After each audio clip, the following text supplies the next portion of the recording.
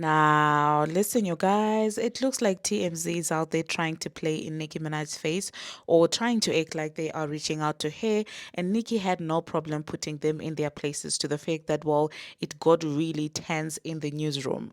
We're also going to be talking about Jatavia and this entire Santana situation. I don't know. A lot is just going in as far as female rap is concerned.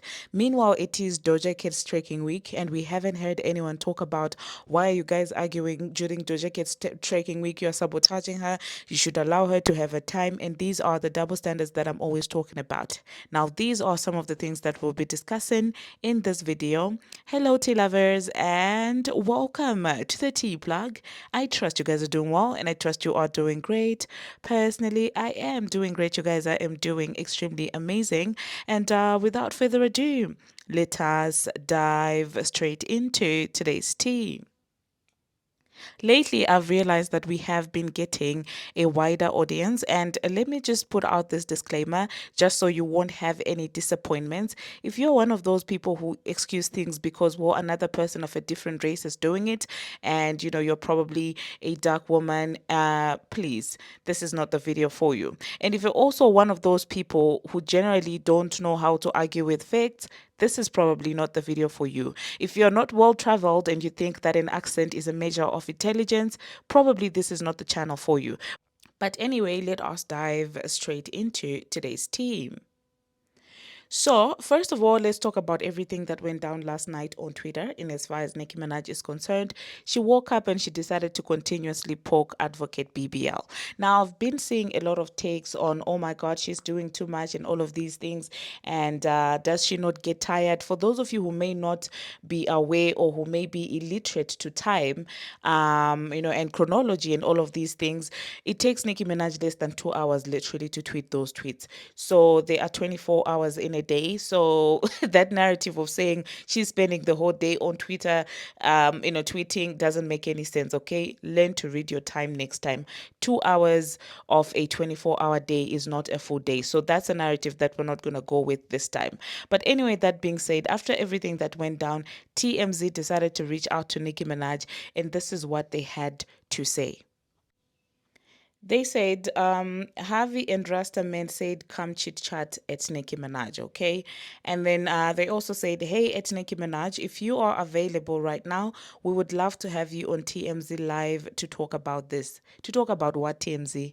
Like, you think we don't know your part in this entire situation? You think we don't know how you've constantly played on her top? What are you doing?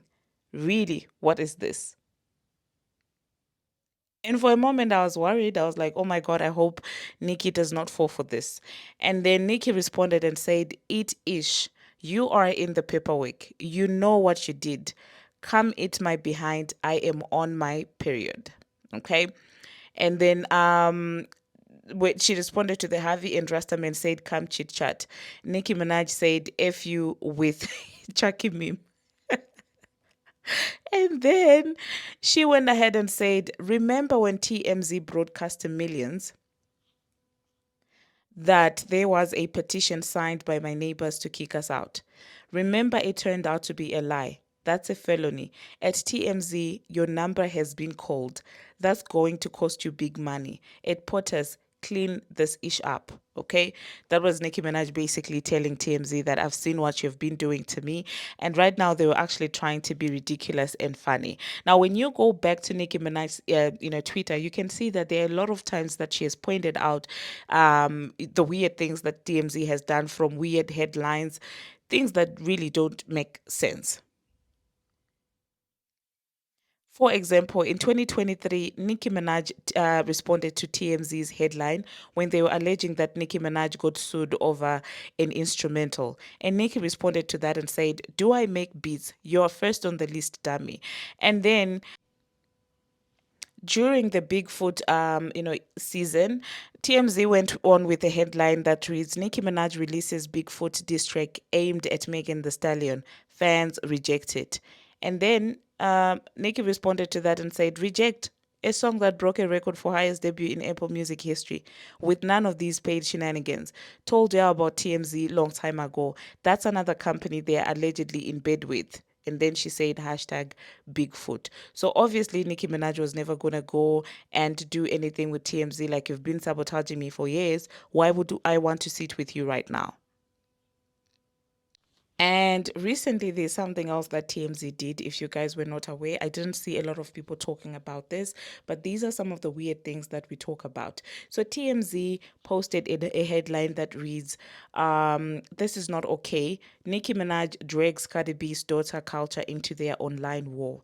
And this is a misrepresentation of facts. There are dummies, like some that I actually see in the comment section, that do read these headlines, and this is what they go with. They base their opinions on this. They base their conclusions on a headline like this being propelled by TMZ. Now, we all saw what happened online. They both were going low. Really, both of them were going low, below the belt. And for some reason, it is Nicki Minaj who went for culture, or because someone couldn't comprehend an example that, well, since you were calling other black women roaches, do you now call that to your daughter now that you've got a daughter who's of that race?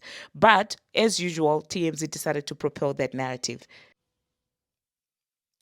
And then I guess after a lot of people called them out, they decided to change it, and they said this is never okay. Both Nicki Minaj and Cardi B's children get dragged into their online feud. And you see, this is the intentional misrepresentation of facts that irks me about this media platforms. And this is what makes me mad when I see a lot of people just running with these headlines to paint a narrative on a human being. And that's why I was so disappointed by Lauren LaRosa, because as a black woman, you do know, like, if you've ever been in a position where things have not been fair to you and narratives have been propelled on you just because of how you are different from the other person. If you've ever encountered a Karen in your life, you would know that this is not right. That's why I was so disappointed in Lauren. I thought, in as much as she may not like Nicki Minaj, or she may be told to not like her, I thought she would have a little bit of integrity, because at the end of the day, how do you sleep on or at night after lying on someone like this? You say you left TMZ and you're crying and you want us to see that you have got a vision, or you've got brown girl grinding. At this point, it's just brown girl lying, brown girl lacking integrity. This is what I'm seeing. Like, I mean, how am I supposed to sympathize with you over TMZ and you living, doing your own thing?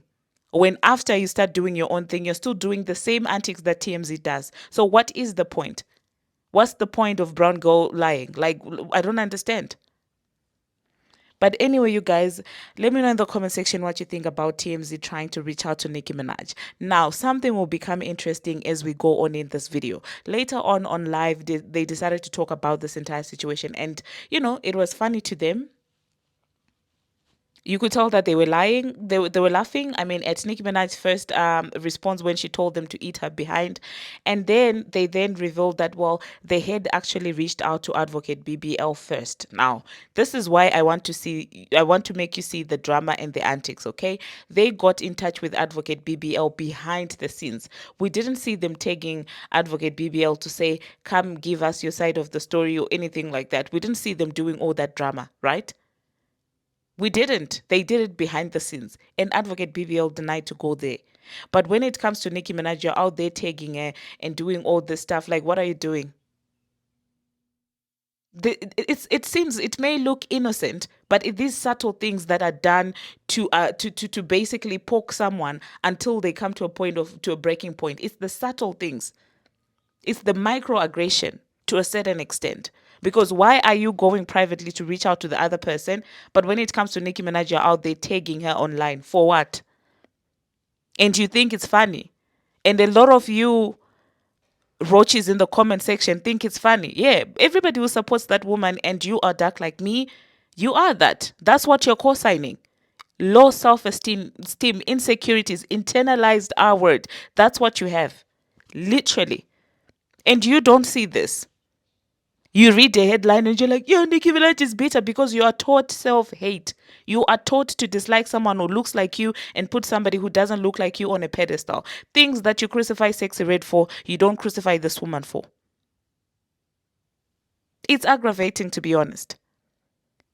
And that being said, they started laughing about the whole situation. But then when they got to the part where Nicki Minaj said that you are in the paperwork, the energy shifted. When I tell you that Rasta and Harvey, they could not fake it. The energy literally shifted in that office. They continued to act like they're laughing and, not taking it seriously, but you could tell that they were shook by the mention of the paperwork. And with all the records that are happening in the music industry, oh my God. But anyway, leave it in the comment section, you guys, what you think about this entire situation, okay? Now, moving on to the next thing that we're going to be talking about. I do feel like maybe on Instant Brew, you guys, I should do something where I document every media personality and their part in the Nicki Minaj H train. I want to start with Lauren because what she did recently is despicable. How do you go on your platform and literally lie that Nicki said is the one who said Cardi sold 99.6? Like, why would you do something like that? I think we should do that, okay? But the problem is I can have the time to talk about it, but the editing sometimes I won't have the time, you guys, to edit. But anyway, let's move on to the next thing that we're going to be talking about. Let us talk about the Breakfast Club. It seems like Tasha K is out there jumping the Breakfast Club. She saw everything that went down with Lauren LaRosa and Jess Hilarious, and I just wonder how people do this. Like, how do you just sit and lie? I get it. At least present the facts and then say that you don't support that person, but blatantly lying is insane to me. Really, it is. So Tasha K said, just when I thought Jess Hilarious was just starting to become somewhat funny, sis, play your part. Continue to crack jokes on your nappy hair and insecurities as a black woman and ex-mistress, now turned wife. The Breakfast Club was the main platform partnered with Michael Kaiser of Atlantic Records, orchestrating a direct Nicki Minaj takedown campaign for years with Charlamagne the Devil, all because she wouldn't work with them. They used witchcraft and told deliberate lies that you know nothing about. The real history. This is what happens when has been reputable legacy media hires social media comedians to report the news. It automatically becomes a conversation that surface level and biased like co-hosts.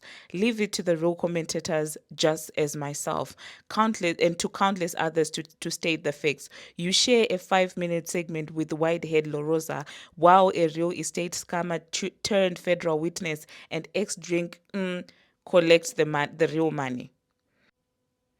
And she went on to say, boring Lorosa is boring, and the wig is a catfish. And really, honestly, of all the people that were sitting in there, for me, it was Lauren that was more embarrassing to me because I thought she had somewhat of some integrity. But then again, she's just like the platform that she came from, TMZ. You can't really scrub the dirt off. Like if you've been used to dirty games and snaky things and desperate things to get someone, I guess you just can't help it. No matter where you go, it's like a character that you have built. It's like plaque. It's a build up of plaque. Somebody get her some toothpaste. I don't know, to scrub that dirt off her. Because wow, Lauren, very low of you. I expect that from Jess the Clown because she's been the clown since ever. But from you to sit on there with a book pretending like you're stating facts, embarrassing. But anyway, let's move on to the next thing that we're going to be talking about. Let's talk about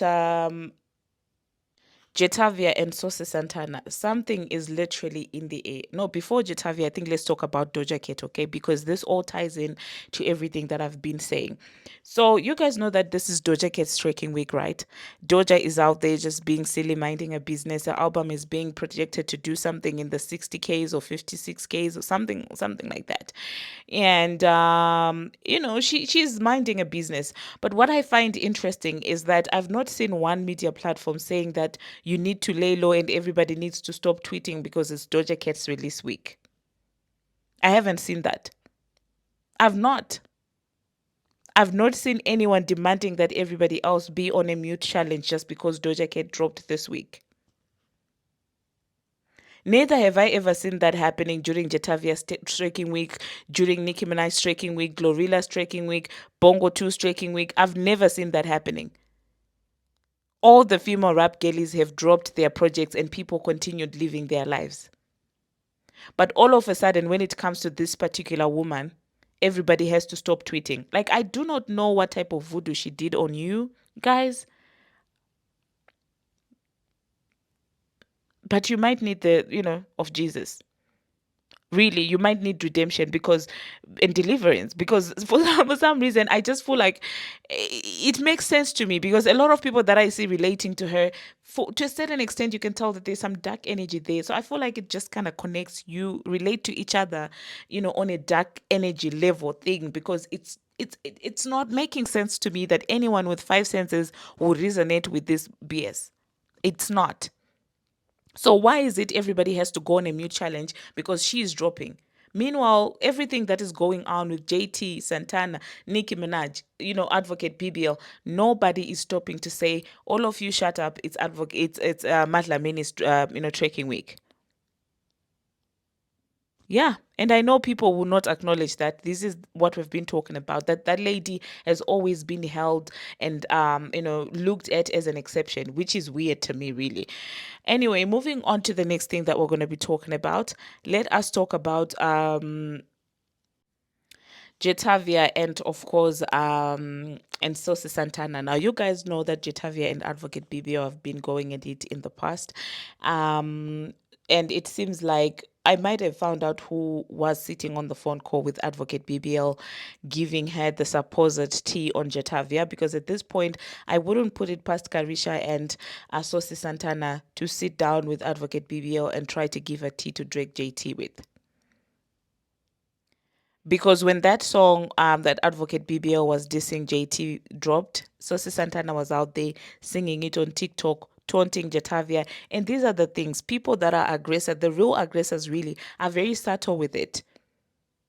When JT goes on Twitter now responding to Saucy, people will call her the aggressor. But like, what do you mean you're supposed to be somewhat my friend and you're on there on TikTok singing to a diss track about me? Now, not to mention that JT recently revealed that, well, her issues with Advocate BBO first started when she declined to be on WAP. And the reason why she declined to be on WAP is she was requested to do it without Carisha. And JT said, no, I'm not going to leave my girl on it. We're a group. We come as a team. And so Advocate BBL took offense in her declining. And this is the same Carisha that is literally the first person to join a space held by Saucy Santana where Jatavia is being dragged. Do you see the characteristics of the people that I talk about? The snakes, the people who don't know how to be real. They just connect with each other because they vibe on the same frequency. What do you mean I fell out? I fell out with someone because I didn't want you left out, but you're turning on me with that person. I'm getting jumped by that person, and you're saying, "Oh, I just woke up."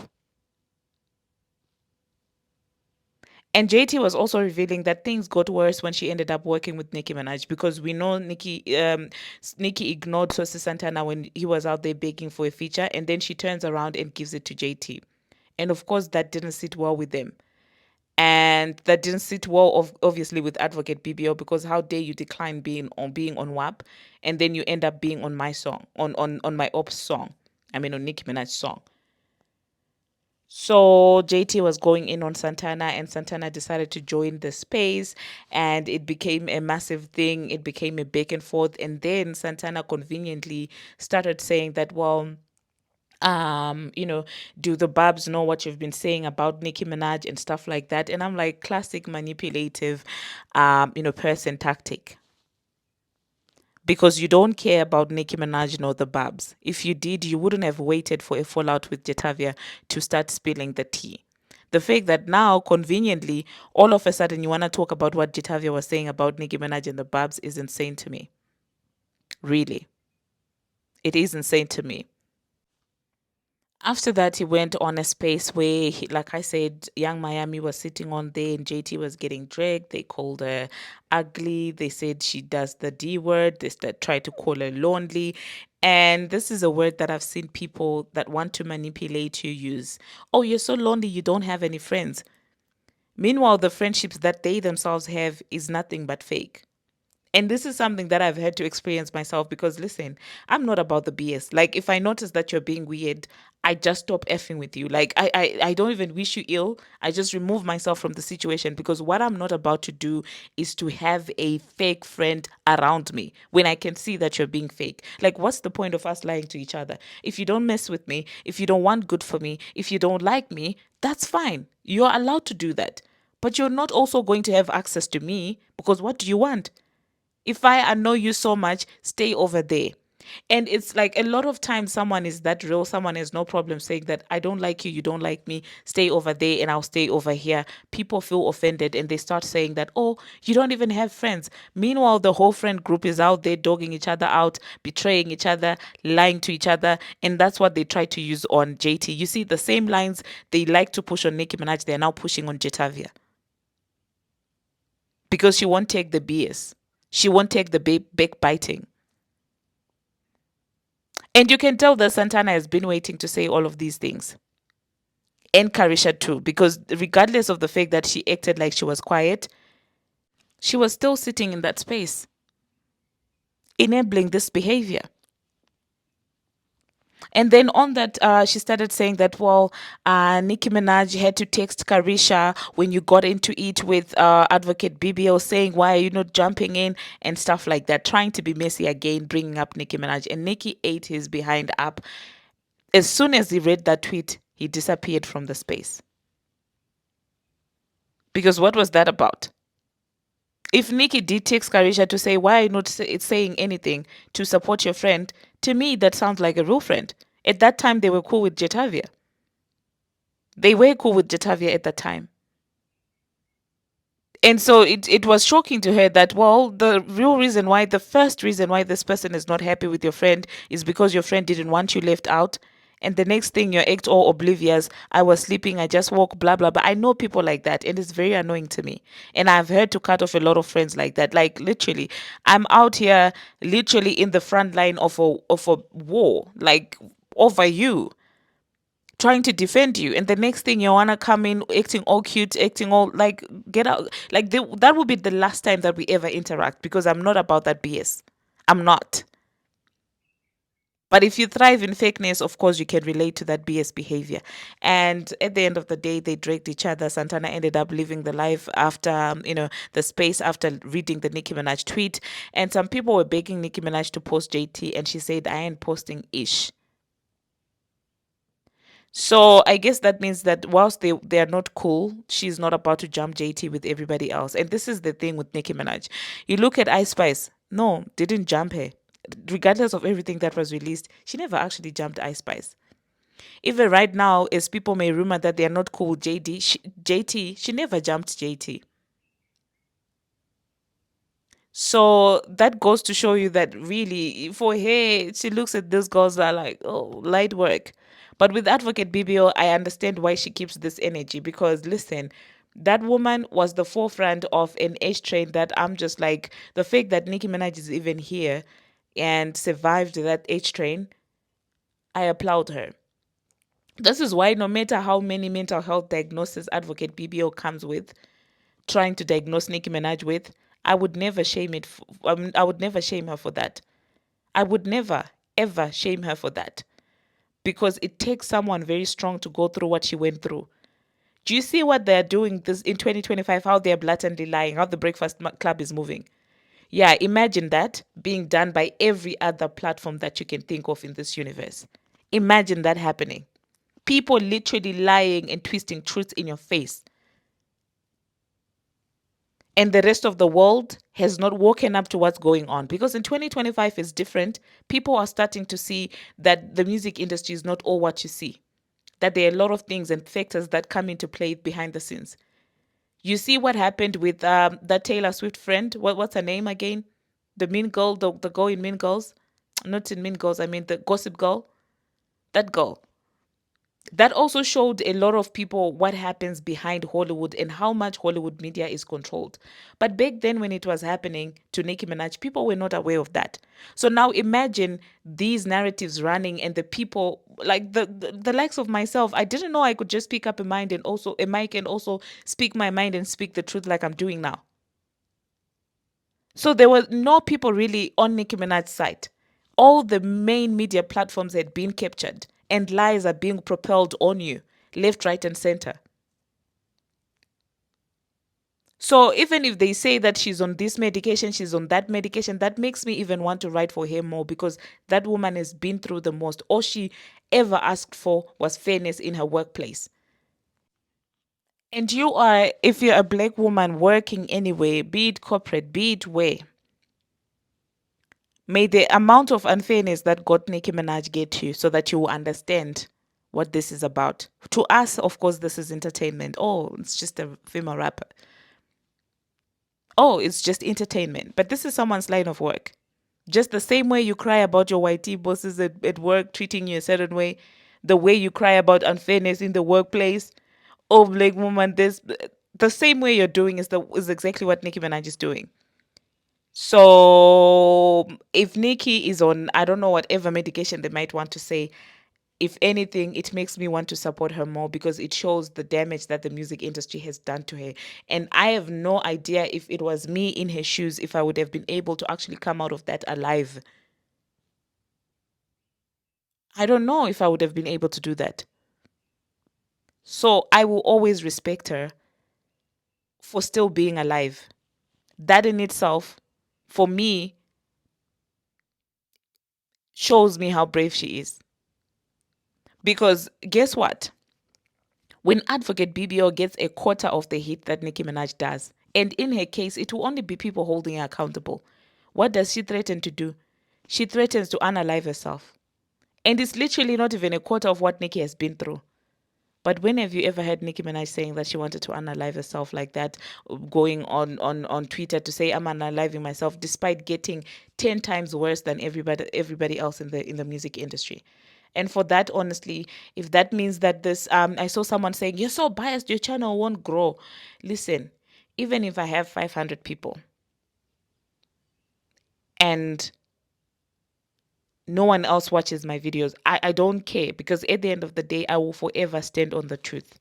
I will never do things to be popular. I've never been that person, ever in my life, from high school to university to work, literally to corporate. I've never been the one to do that, okay? If something is not fair, I'm going to call it out. And if it means I'm not going to get a promotion, so be it.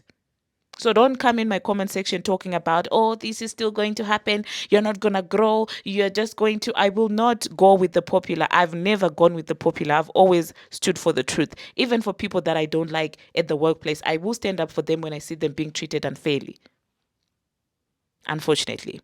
But anyway, that being said, thank you very much, you guys, for watching. Just keep Nicki Minaj in your prayers, because at some point I do feel like it gets spiritual, and we will touch on the spiritual aspect of it, as brought in by Tasha K in the next video, and how dark people can be.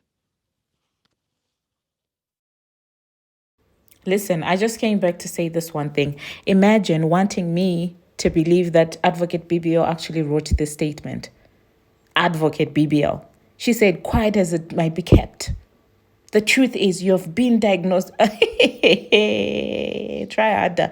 She didn't write that long statement that she wrote with no grammatical errors and spelling errors. The previous one, she didn't write that either. Please, please. And if you believe that she wrote this, please, I've got also an island to sell you. That's all I came to say. You want me to believe that here in her mind she said, quiet as it may be kept, quiet as it is kept. Please. Bye.